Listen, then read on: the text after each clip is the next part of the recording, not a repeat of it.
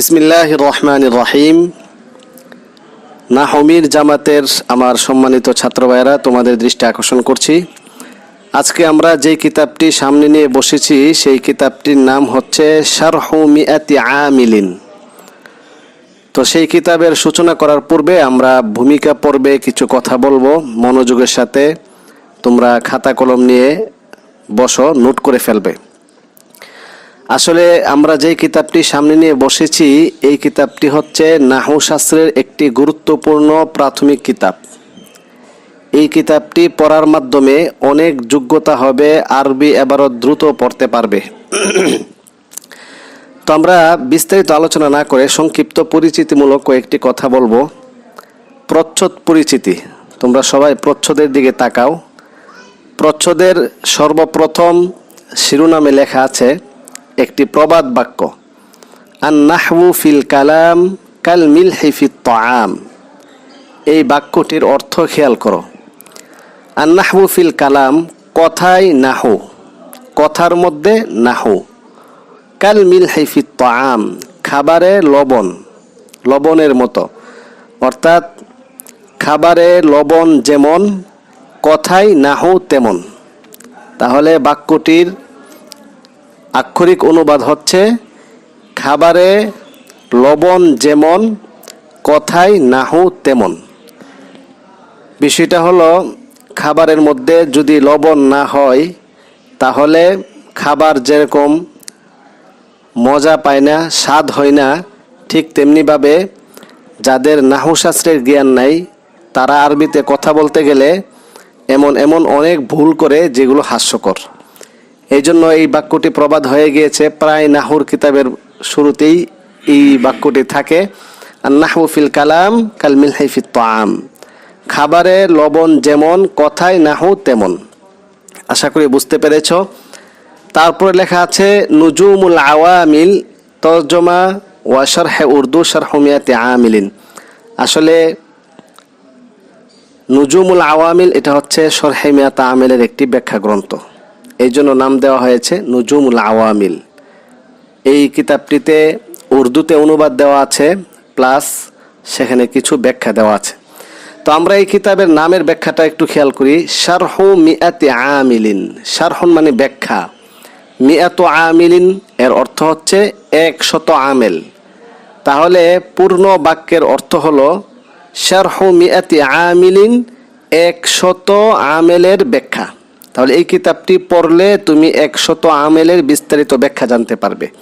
তুমি এই কিতাবটি পড়ার মাধ্যমে বিভিন্ন হরফের শব্দের ব্যবহার বা 10টি অর্থে ব্যবহৃত হয়, হরফে জর 17টি, এইগুলোর বিস্তারিত ব্যাখ্যা তুমি এই কিতাবটি পড়ে জানতে পারবে।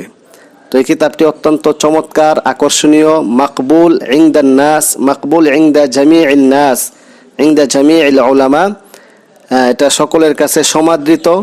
সেই দৃষ্টিকোণ থেকেই মূলত দরসে নিজামির সিলেবাস করা হয়েছে। তো আমরা একটু ভিতরে যাই। এখন আমরা কিতাবের সূচনা করব। প্রথমে আমি এবারত পড়ব বিশুদ্ধ ভাষায়। তোমরা সবাই খেয়াল করো, এই যে কোনো আরবি কিতাবের একটা হক আদায় করার জন্য প্রাথমিক অবস্থায় যে বিষয়গুলো খেয়াল করতে হয়, 95% ছাত্ররা বিশুদ্ধ ভাষায় আরবি উসলুবে এবারত পড়তে পারে না। এটা একটা দুর্বলতা। সেজন্য আরবি উসলুবটা খেয়াল রাখা। আরবি পড়তে হবে আরবি উসলুবে। আরবি বাংলা উসলুবে পড়লে, উর্দু উসলুবে পড়লে এটা সঠিক হয় না। সেজন্য আমরা এখানে প্রথম কাজটা যেটা করব সেটা হচ্ছে বিশুদ্ধ ভাষায় আরবি এবারতগুলো ঠিক করব।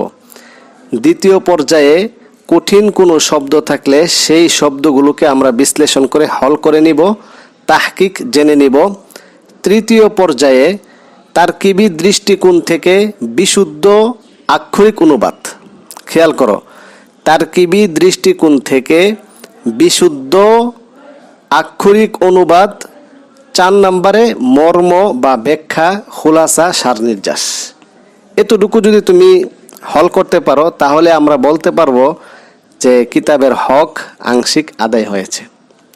তো চলো আমরা শুরু করি। বিসমিল্লাহির রহমানির রহিম। পরম করুণাময়, অসীম দয়ালু আল্লাহ তাআলার নামে শুরু করতেছি। এটা একটা প্রসিদ্ধ অনুবাদ, সকলে অনেকেই মুখস্থ জানে, কিন্তু আক্ষরিক অনুবাদ অনেকেই বলতে পারে না। খেয়াল করো, বিসমিল্লাহির রহমানির রহিম, এটা নিয়ে তারকিব অনেক পদ্ধতিতে তারকিব করানো হয়, প্রায় 82টা তারকিব আছে বলে উল্লেখ করা হয়ে থাকে। তো আমরা আপাতত সেদিকে যাচ্ছি না। এখানে আক্ষরিক অনুবাদটা, আক্ষরিক যে অনুবাদ, যেরকম আর রাহিম পরম করুণাময়ী, আর রাহিম পরম করুণাময়ী, আর রহমান অসীম দয়ালু। তো পরম করুণাময় অসীম দয়ালু বিসমিল্লাহি আল্লাহ তাআলার নামে। তো আল্লাহ তাআলার নামে উজ্জ ফেল আছে আশরাউ, পরম করুণাময় অসীম দয়ালু আল্লাহ তাআলার নামে শুরু করতেছি।